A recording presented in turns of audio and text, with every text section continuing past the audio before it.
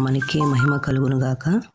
ఈ దినం దేవుని జీవవాక్యం మత్తయి సువార్త 17వ అధ్యాయం 21వ వచనము. మీకు అసాధ్యమైనది ఏదియూ నుండదని నిశ్చయముగా మీతో చెప్పుచున్నానని వారితో అనెను. ఒకనాడు యేసు ప్రభువు వారు జన సమూహమునొద్దకు వచ్చినప్పుడు ఒకడు ఆయన ఎద్దకు వచ్చి ఆయన ఎదుట మోకాల్లోని, ప్రభువా, నా కుమారుని కరుణింపుము, వాడు చాంద్ర రోగి అయి మిక్కిలి బాధపడుచున్నాడు.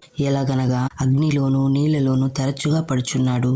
నీ శిష్యుల యొద్దకు వానిని తీసుకుని వచ్చితిని గాని వారు వానిని స్వస్థపరచలేకపోయిరని చెప్పెను.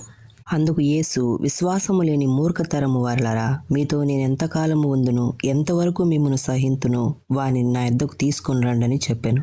అంతటా యేసు ఆ దయ్యమును గద్దింపగా అది వానిని వదిలిపోయెను. ఆ గడియ నుండి ఆ చిన్నవాడు స్వస్థత నొందెను. తరువాత శిష్యులు యేసునొద్దకు వచ్చి, మేమెందుచేత దానిని వెళ్ళగొట్టలేకపోతేమని అడిగిరి.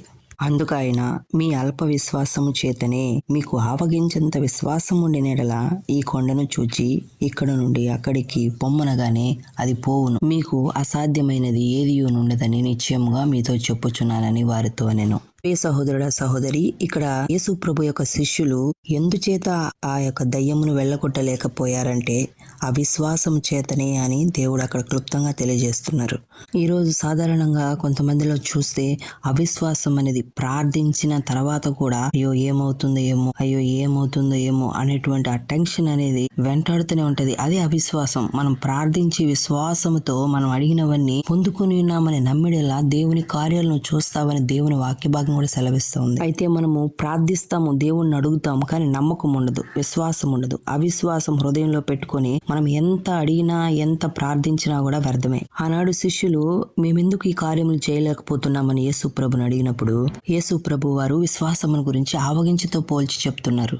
ఈ ఆవగింజ చాలా చిన్నదిగా ఉంటది, అయితే అది పరిపూర్ణంగా ఉంటుంది. చిన్నదైనటువంటి ఆ ఆవగింజ ఏ విధంగా పరిపూర్ణంగా ఉంటుందో నీ విశ్వాసము కొద్దిగా ఉన్నా కూడా అది పరిపూర్ణంగా నువ్వు అడిగితే దేవుని సన్నిధిలో నమ్మకముగా దేవుని యందు నువ్వు ఏదైతే ప్రార్థిస్తావో ఇది నాకు దేవుడు ఇస్తాడు, ఇచ్చి ఉన్నాడు అని కృతజ్ఞతలు తెలియపరుస్తూ నమ్మకంగా నువ్వు ఉండినట్లయితే ఖచ్చితంగా ఏదైనా కూడా నీకు అసాధ్యమైనది ఉండదని ఈనాడు మనకు కూడా తెలియపరుస్తున్నారు. కనుక ప్రియ సహోదరుడా, సహోదరి, నీకు ఎన్ని అవసరతలు ఉన్నాయో, ఏ అవసరతలు ఉన్నాయో ప్రతి ఒక్కడు కూడా నమ్మకంగా ఆవగింజను పోలినంత పరిపూర్ణమైనటువంటి విశ్వాసము, నీ విశ్వాసం కొద్దిదైనా సరే దేవుడు చూస్తుంటాడు. నీ పరిపూర్ణమైన విశ్వాసం, నీ నమ్మకత్వము, నువ్వు ఉంచిన ఆ నిరీక్షణ, దేవుని యందు ఆసక్తితో నువ్వు ప్రార్థించిన దాన్ని చూస్తాడు. ఖచ్చితంగా దేవుడు నీకు మేలు జరిగిస్తాడు. నువ్వు ఎవరి కొరకైనా కూడా నువ్వు ప్రార్థన చేయి చూడి, నీ ద్వారా ఆశ్చర్యకార్యాలు దేవుడు జరిగిస్తాడు. ఆయనకు అసాధ్యమైనది ఏదీ లేదు. Praise the lord.